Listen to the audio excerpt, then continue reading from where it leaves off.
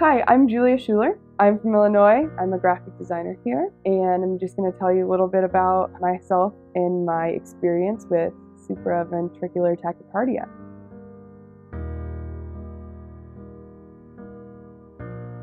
Physically, my first symptoms were shortness of breath and rapid heartbeat. So I would get palpitations where my heart would beat sometimes double. When I was tested and my heart rate was tracked, I was getting pulse rates of 200 beats per minute. And with that just comes a lot of symptoms, because that's obviously very irregular. Symptoms of, it started out being shortness of breath, and then from that it's like lightheadedness and weakness and rapid fatigue. That started probably my freshman year of high school, so I was about 13, 14, and it just progressively started getting more frequent and getting worse. As I got older, I kind of got more self-conscious of it, because a lot of this was happening around people, and you don't really want people to know that you're struggling, and I think a lot of people can relate that they don't want other people to think they're weak or they're not good enough in any other kind of way.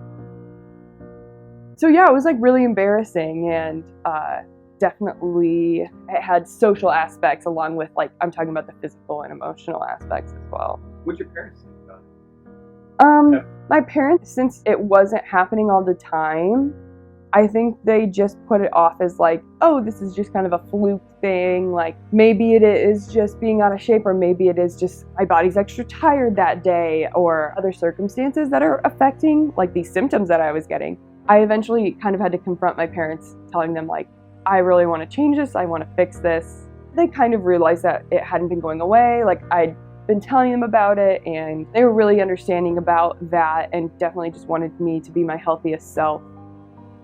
It was really scary, actually. Like, there were a few times where I really thought like I could be dying right now. This is not normal. And especially if I'm in situations where I couldn't necessarily like stop what I was doing and let my body catch up. Like, I would have to either like continue with sports or like doing like a performance or anything. I would have to keep going. I couldn't really stop what I was doing and let my heart rate slow down. So it was really scary at times, just knowing that like I couldn't even deal with my symptoms at the moment, and then I didn't know how long it was going to keep up, like my rapid heart rate. I mean, I had a lot of fear, especially in the later years when it really got worse and it was happening more often. So I decided to go to the doctor, and of course they did like the standard EKG, and I got like an echocardiogram. And since all of that came back normal, like when I just went in for a regular test, they had to put a heart monitor on me to monitor my heart like continuously for a whole month. So that's when they found when my heart rate was like 200 plus and all these crazy times. Sometimes it would be just like drinking too much coffee, or other times it would be like when I was running. So it was just all over the board, and that's when they proceeded to diagnose me with supraventricular tachycardia. Basically what that pans out to is my heart rate splits, and I have two electrical paths at some points. Then from that diagnosis, they could just let me deal with it. They could give me medication, or I could have surgery, which at that point was a little bit out of the question, just being so busy, and surgery takes like a lot of planning, and like it was daunting for sure. But at that point I was so desperate for the cure that it honestly didn't sound too scary compared to like all the symptoms and all these like really scary events that I had dealing with it previously. So the surgery was an ablation. What they did is they went into my heart, zapped it like literally with a laser on the path that it splits, like that secondary path, and created scar tissue literally on my heart. Like, a lot of times people will have ablations to remove scar tissue like after you have a heart attack, because scar tissue isn't helping anyone, you know what I mean? So it is a little ironic in a sense, where they went in and put scar tissue, they made scar tissue on my heart. I feel so grateful that it's gone now, because I had it for probably almost 8 years. I've been dealing with the symptoms.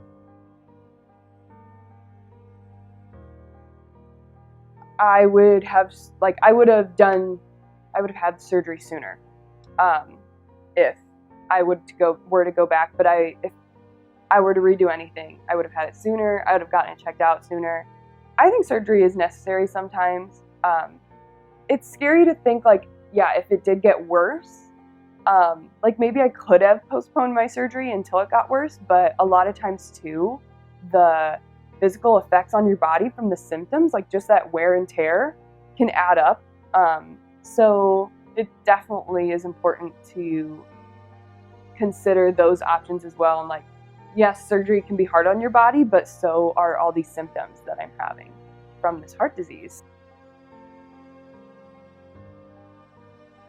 I would definitely say if you're having problems that occur in patterns, if you recognize that you're getting the same symptoms and you're getting the same feelings, you have to go to the doctor and you have to get it checked out.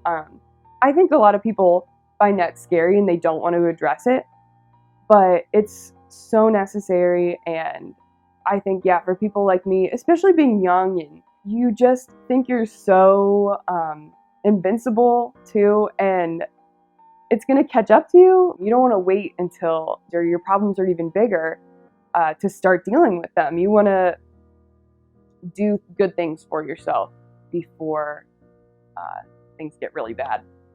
And talking to people too in that sense, like if you know someone else who's had something similar or anything at all, I've definitely had people come up to me now and ask about my symptoms and have me tell my story because they think they have the same issue. So I think that's a great step as well about being proactive, is just don't push things away, talk to people about it. Like, I am totally open with speaking to people and really trying to encourage others to investigate their health as well.